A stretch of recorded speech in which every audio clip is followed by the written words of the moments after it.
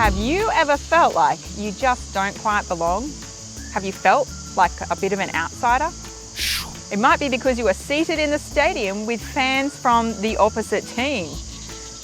You might find yourself caught up in a game in the playground with people who are a lot older than you. Or you might enter a party and realise you totally misunderstood the dress code.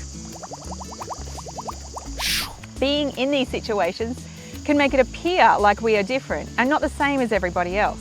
And it might make us feel like we don't belong. When Jesus came to earth, he first came to preach and teach to the Jews. This does not mean that he didn't love other people of the world, but rather that his first priority of his ministry here on earth was to bring God's chosen ones to repentance. Quite often when Jesus was healing the sick, people would follow him wherever he went. One day, Jesus had travelled to the area of Tyre and Sidon when a woman who wasn't part of God's chosen people came to ask him if he would heal her daughter.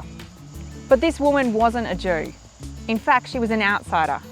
She was from the land of Canaan, a land that often worshipped foreign gods. At first, Jesus shook his head and explained to this woman that his first priority was to preach the good news to the people of Israel. But she didn't give up. She kept asking Jesus to help heal her daughter. Then Jesus told the woman that her daughter would be healed.